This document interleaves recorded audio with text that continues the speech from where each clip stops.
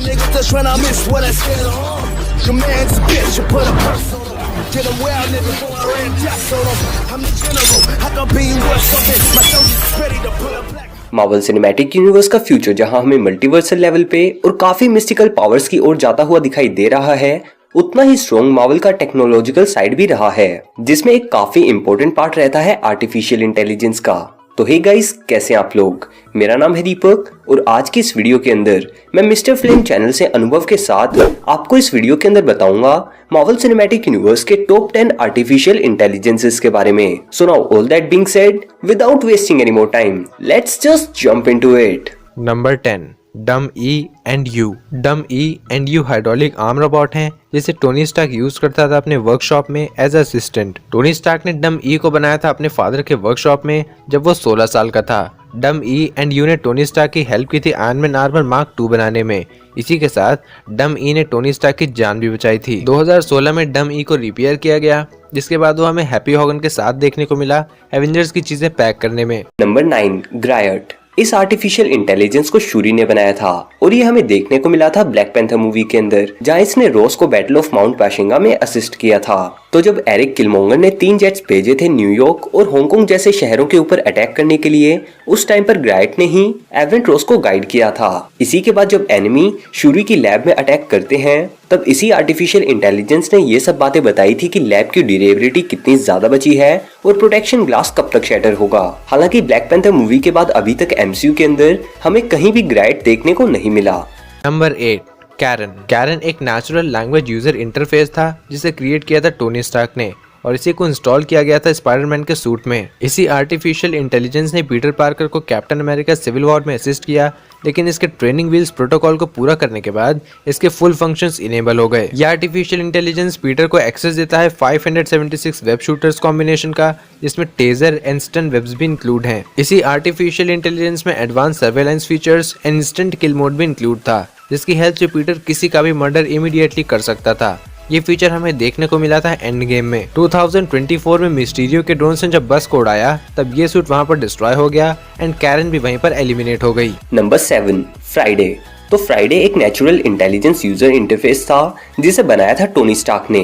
Friday ही Stark का main user interface computer system था Avengers और अल्ट्रॉन के बीच हुई बैटल के दौरान। इसके बाद भी फ्राइडे टोनी की काफी मदद कर चुकी है और उसने टोनी का साथ एंड गेम तक दिया। फ्राइडे इजीली स्कॉट लैंग को सूट के अंदर डिटेक्ट कर लेती है। टोनी और कैप्टन अमेरिका की फाइट में कैप्टन के फाइटिंग पैटर्न को भी एनालाइज कर लेती है और वो मार्क 47 को अकेले भी कंट्रोल कर चुकी है। और एंड गेम की फाइनल बैटल के टाइम जब म्योलनिर के हिट की वजह से टोनी बेहोश हो जाता है, तब फ्राइडे तुरंत उसके वाइटल्स चेक करके उसे उठने के लिए बोलती है। Number 6, miss minute. Miss minute TVA के लिए एक एनिमेटेड मैस्कॉट थी, यानी बहुत लकी थी, और मिस मिनट ही आर्टिफिशियल इंटेलिजेंस ऑर्गेनाइजेशंस प्रोपेगेंडा को टीवीए के वर्कर्स एंड पकड़े हुए वेरिएंट्स में डिस्ट्रीब्यूट करती थी। इसी के साथ ये एक कनेक्टिंग लिंक थी between he who remains and TVA के जज रवोना रेंसलेयर के बीच। मिस मिनट टीवीए में लगे टेलीविजन की किसी भी स्क्रीन में अपीयर हो सकती है। इवन मिस मिनट उस पर्टिकुलर टेलीविजन स्क्रीन से बाहर होलोग्राम फॉर्म में भी आ सकती है।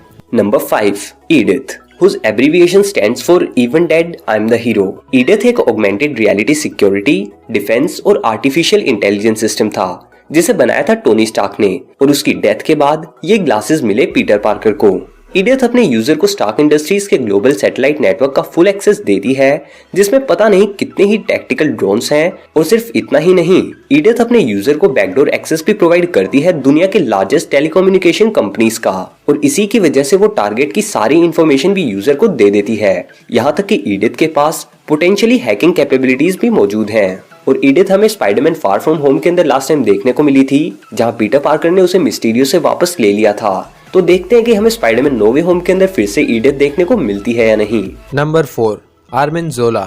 आर्निम जोला सबसे पहले अपीयर हुए थे as a human being in Captain America the First Avenger में, लेकिन विंटर सोल्जर में हमें ये पता चला कि इन्होंने अपने माइंड को एक पावरफुल आर्टिफिशियल इंटेलिजेंस में ट्रांसफॉर्म कर लिया है। आर्निम जोला आर्टिफिशियल इंटेलिजेंस कैंप प्ले में डिस्ट्रॉय हो गया था, बट व्हाट इफ के एपिसोड 8 में नताशा बताती है कि उसी की एक कॉपी साइबेरिया में सही सलामत है। देन नताशा एंड क्लिंट वहां जाकर जोला को रिक्रूट करते हैं, क्योंकि यही एक ऐसा आर्टिफिशियल इंटेलिजेंस था जो कि अल्ट्रॉन एआई को हरा सकता था, और यही हुआ भी। जोला जैसे ही इन्फिनिटी अल्ट्रॉन की बॉडी में अपलोड होता है, वो तुरंत अल्ट्रॉन एआई को डिलीट करने लगता है, जिससे ये पता चलता है कि आर्निम ज़ोला बहुत ज्यादा खतरनाक था। Number 3, Jarvis, which stands for just a rather very intelligent system.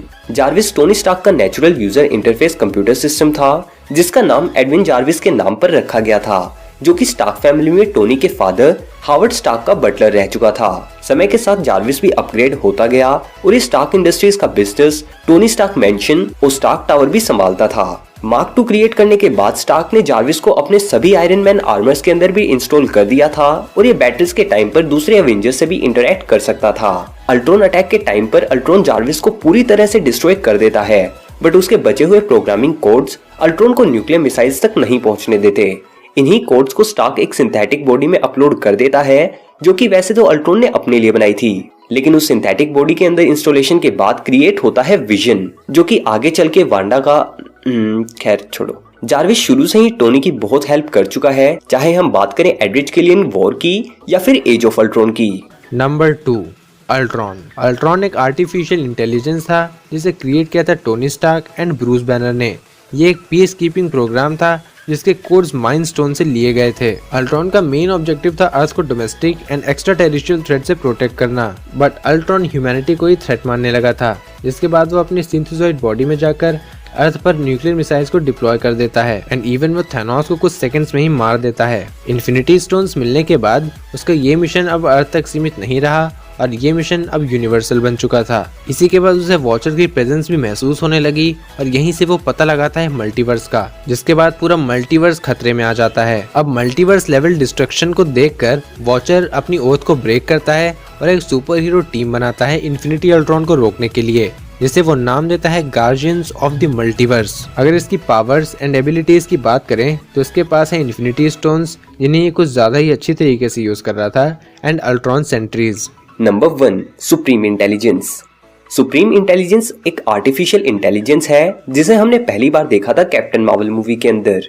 ये रूलर है क्री एम्पायर की। सुप्रीम इंटेलिजेंस हर पर्सन के लिए अलग अलग अपीयर होती है। कैरल डैनवर्स के लिए वो अपीयर हुई थी एज मार्वेल। सुप्रीम इंटेलिजेंस का क्रिएशन हुआ था हिस्ट्री के सारे क्री के नॉलेज को क्यूमुलेट करके।